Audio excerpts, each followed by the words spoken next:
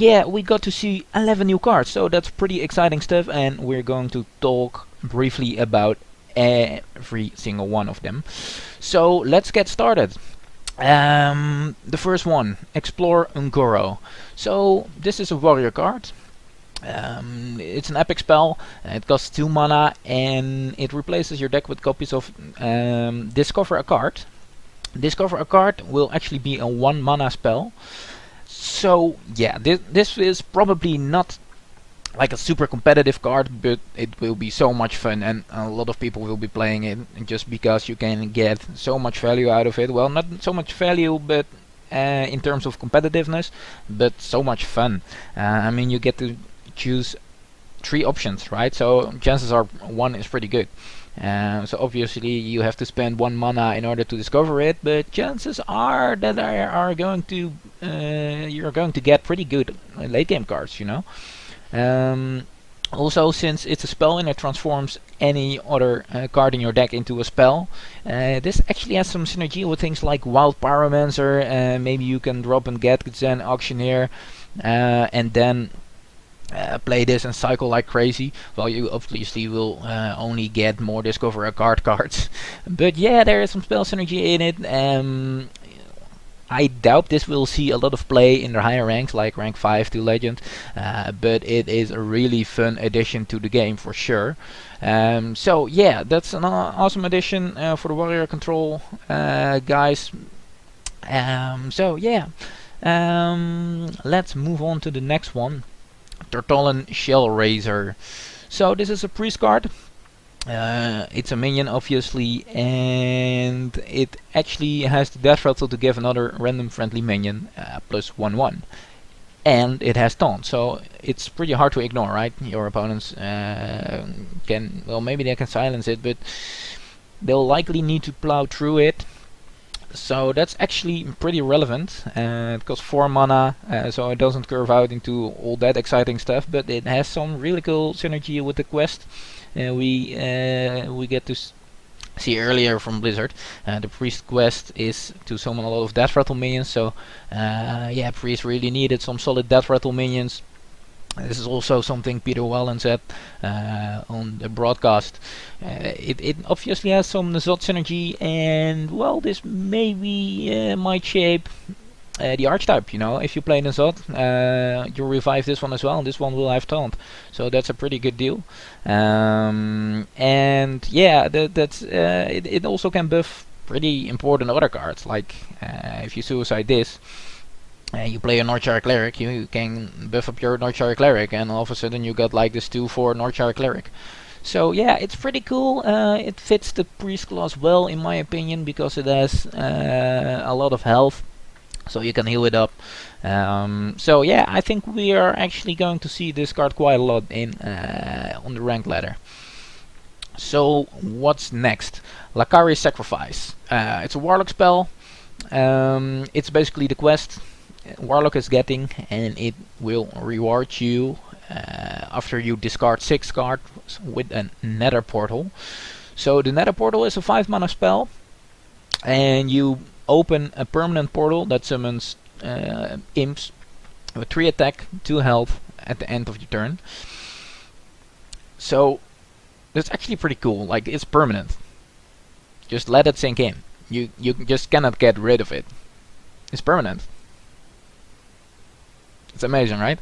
So this will obviously generate a lot of value, but well, of course, it's not all great, because discarding 6 cards, that's actually 20% of your deck, right? So that's, yeah, that's quite a trade-off, to be honest.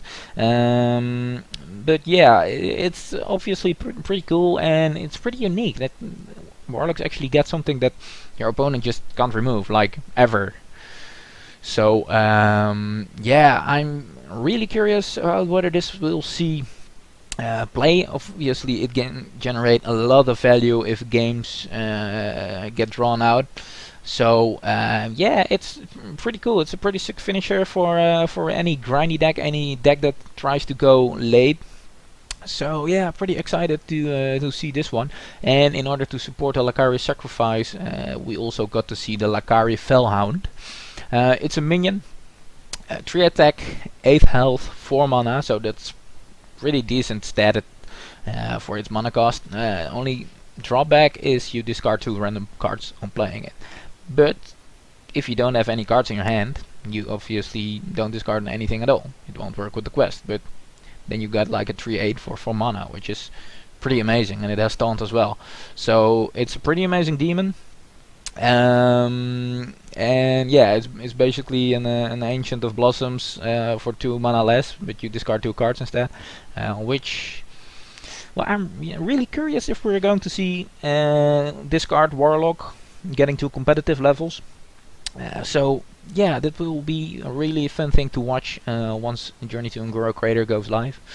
So let's talk about the next card, Arcanologist. I think this is probably one of the most solid cards Blizzard has revealed today. It's a 2 mana, 2 attack, 3 health minion, and I think most mage decks that run any secrets will want to use this. You can. It's always good to play it. Well, unless you draw it like super late, but that's probably true for any 2-drop apart from some stuff that discovers dragons, you know. But I think this cards are really awesome because it basically, if you play this, it guarantees you can get like an ice block, which you need. It curves really well into a Kirin mage. If you don't have a 3-drop, you can play a mage secret on turn 3. So this card is good in a lot of different situations, and I think we're going to see this in a lot of different mage decks. We've been seeing Secret Mage already, and I think this will be a nice addition to it. And well, we're losing stuff like Icelands that will rotate out and go to wild, so we're not sure if Reese Mage will be a thing, obviously. But yeah, the ability to pull Secret out of your deck and put it in your hand is just really solid and really helps out the class as a whole. I think it's really nicely designed. I also like the artwork. I think it really fits the Discovering Journey theme they're putting out with this expansion. So talking about that, let's go on to the next one, Elise the Trailblazer. So this is obviously the replacement we get from Elise Starseeker. And man, this card is going to be fun. It's a 5 mana, 5 attack, 5 health minion. So that's obviously pretty decent stat. Elise the Starseeker was a 3/5. This is actually a minion that can get anything done on the board. So that's pretty cool, and it shuffles a sealed Un'Goro pack into your deck, and when you draw it, you get a pack that costs 2 mana to play, and when you play it, you just open a pack, like mid-game, boom, just like that. You open an Un'Goro Creator pack with 5 cards in it, so that's pretty great. It's quicker than Elise the Starseeker, where you need to play the map to the Golden Monkey first and then play the Golden Monkey, so it's a bit quicker. It's really solid. It just adds 5 random cards to your deck, which is really great. And Peter Wallen also confirmed on the stream that there will always be an epic in it, and you have a higher chance to get a legendary out of this pack than you get when opening a regular pack, like outside of the game. So we're going to see a lot of awesome legendaries. I mean, those legendaries don't even need to be the legendaries of the class you're playing. So that's like super cool, super fun to play. And I'm an avid hunter player myself. I'm really looking forward to playing Elise the Trailblazer because of 5/5 for 5. It really reminds me of like a Stranglethorn Tiger, but without the stealth, without the bee synergy. So the comparison isn't totally fair. But Hunter traditionally lacks card draw, and this will give you, well, it will give you 5 cards. Hunter doesn't have that many cards in hand, so it's not likely you will overdraw. And well, obviously not all the cards will be good, but sometimes you'll get like an amazing out you just need at the right moment, and it just gives you more options. So I think this will be a pretty staple card in a lot of decks. I think we're going to see this a lot. I'll definitely be crafting Elise the Trailblazer once Journey to the Un'Goro Crater hits live. So there's that. So on to the next one, Golakka Crawler. So this is a minion that's basically invented to combat pirate, right? Well, I was talking about Hunter. This also has the beast synergy, so that's pretty interesting. Hunter does not have a lot of 2-drops at the moment, and according to the Vicious Syndicate data report, between ranks 5 and Legend, Pirate Warrior is like 25% of all people play Pirate Warrior in that bracket. So you're seeing it a lot, and there's even like Water Rogue that runs it as well. Some Shaman openings run Pirates. So we're seeing probably for over 30% of the decks run Pirates. So that's important because this is basically a tech card, and the problem with tech cards is that it's pretty good, and when it gets to do what it's supposed to, but yeah, in the other 70% of the matches it's just vanilla 2-3, and that kind of sucks. I mean, Hunter can get some value out of it, Druid as well because of the beast deck, but that's about it. So that's not too amazing. But then again, when Journey to Angora Crater hits live, a lot of people will be experimenting with new decks, and so there's that. And then there are a lot of people who actually want to get Legend like super fast, and those people will be playing aggressive decks because those aggressive decks actually prey like crazy on not so refined decks. Like all the people, a lot of people will be experimenting with new decks, with new cards, and aggressive decks just punish those. So I think we'll see a lot of aggressive decks at the beginning of the month, and I'm thinking we're going to see a lot of pirates. And honestly, when you hit that matchup, unless you're already like really favored, but yeah, we're going to see a lot of pirates, especially in the beginning of the month. So, well, when the meta is there, this is an awesome tech card. And also, I really like the flavor of this card because this is basically an evolved Hungry Crab. It's like an amazing parody of that card. It's like a crawler that eats a pirate instead of a Hungry Crab that eats a Murloc. So I really like this card. Don't know if it will see a lot of play. It's really meta dependent. But yeah, and also remember, guys, it destroys a pirate. It doesn't have to be like Patches or the 2-1 charge pirate. This can be like a pretty big buffed up Bloodsail Buccaneer you can remove with it. So it's obviously fine if you play it on curve, but it might be even better when you play it on turn 4 together with another 2-drop. You know, so yeah, I'm really curious if we're going to see this minion. Basically depends on the meta, if you ask me, and if we can get away with playing like a vanilla 2-3 in a lot of the matchups. So let's move on to the next card, which is Dark Reaper. It's an elemental. It's pretty cool that it's like a tar elemental, I guess. Not the first elemental you think about. Like we got like fire elementals, water elementals, holy elementals, stuff like that. But yeah, it's a tar elemental. Pretty cool. They thought of all kinds of elementals, and yeah, they thought a bit out of the box. So I like that. And this card will be amazing in slow decks. It's basically a 3-mana Senjin, Senjin Shieldmaster. The only trade-off is that it will put less pressure on your opponent. So, but unless you're, well, if you have like a slow deck or a deck that's always trying to stabilize against aggressive decks, or trying to outvalue or to outlive your opponents, then this deck will be, I believe this will be pretty core to a lot of decks which aim to do that. And it obviously has the elemental tag, so I'm really curious what elemental synergies we're going to see. But yeah, I think this is pretty decent. Only thing is that it has one attack when you can attack with it, so it won't be as good for offensive decks. But then again, it has taunt, so it's hard to ignore, and I think this will help slowing down the meta a lot, keeping the aggressive decks at bay. So I really like this card. So Dinosize, actually like what they did there. It's like a pun, you know.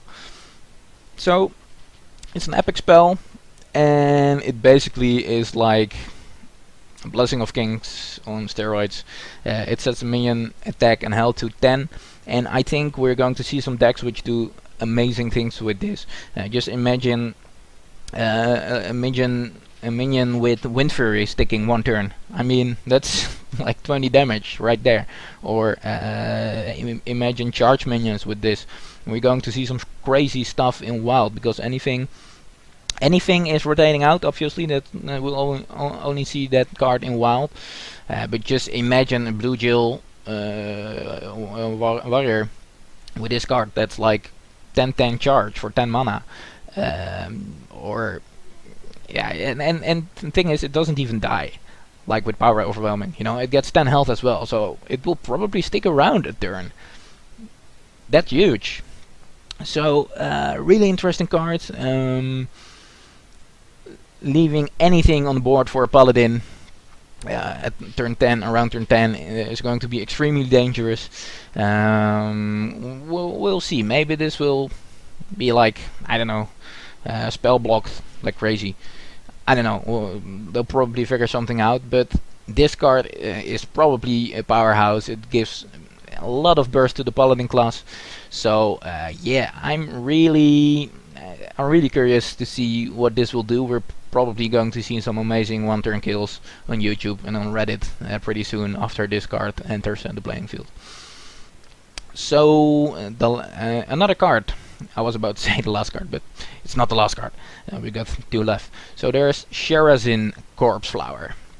This is a rogue card, and I really like the design of this card. It's a 5 attack, 3 health minion, so it will die fairly easily.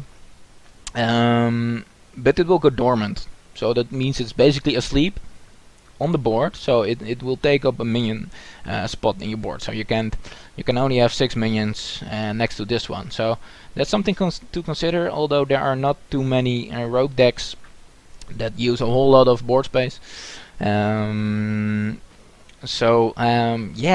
this is actually, I really love the design of this, because it's so interesting, and the mechanic fits Miracle Rogue so well, because Edwin van Cleef and obviously Questing Adventurers already make rogues play a lot of cards in 1 turn. Like sometimes people get down like a 14 Edwin van Cleef at turn 4 or 5, you know.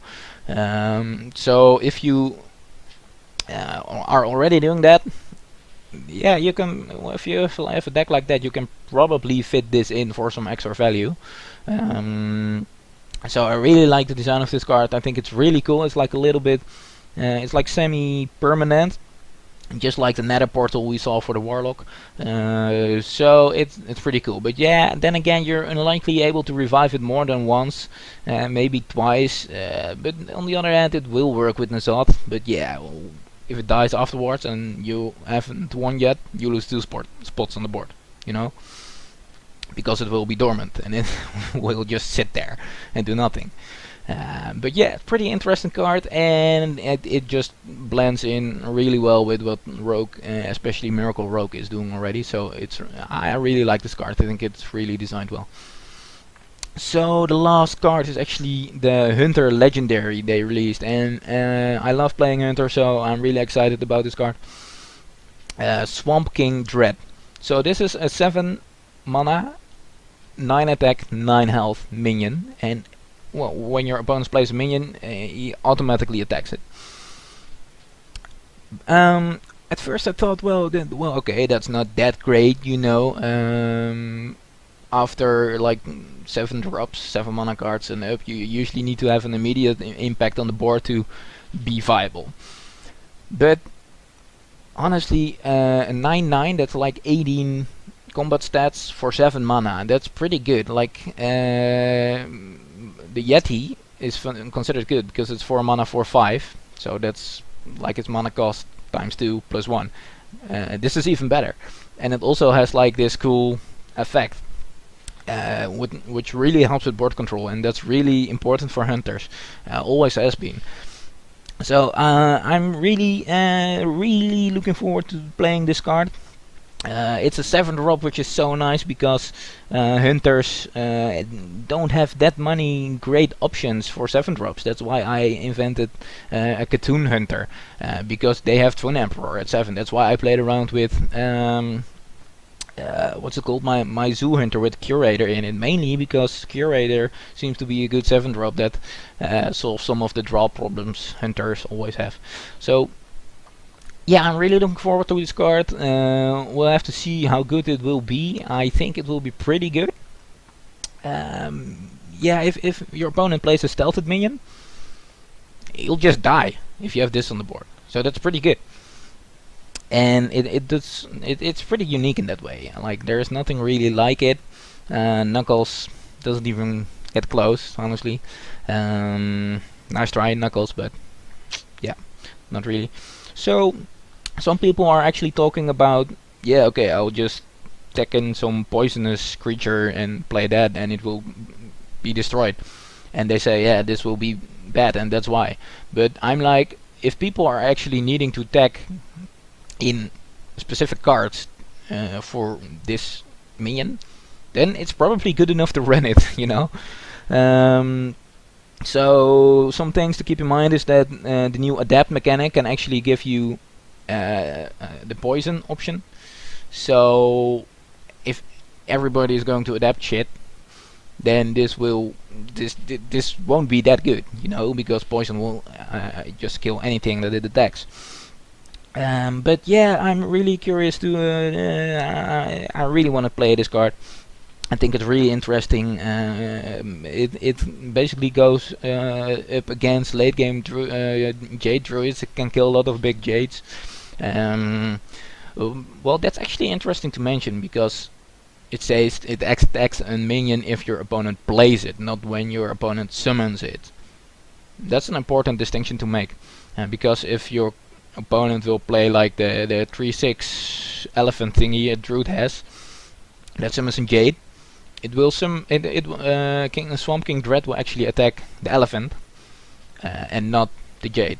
Like if somebody plays like Jade Lightning, deal 4 damage and summon a Jade, Swamp King Dred won't attack it. So a lot of people are talking about Jade Druid, how that will be a thing after the next expansion. So we're just going to have to see if this will be good. And I mean, imagine if you have this on board and you have like 2 Sandworms together with Bestial Rat, and you can clear out really big minions like pretty efficiently. So really excited for the card. Seems like Hunter actually got some playable goodies, so I think that's a good thing. I think Hunter needs some love, but yeah, I'm biased. So okay, guys, to wrap it up, 11 new cards today, so we've seen 16 in total. There will be 135 new cards, and there will be about 250 cards rotating out. So really excited. Let me know in the comments below what cards you want to craft first. Really interested to see what everybody will be playing, what everybody will be doing on release. Just let's have a nice discussion on it, and make sure to subscribe. Stay updated for new reveals. And obviously fun stuff when Journey to Angora Crater hits live. This was Sleetza Gaming. See you guys next time.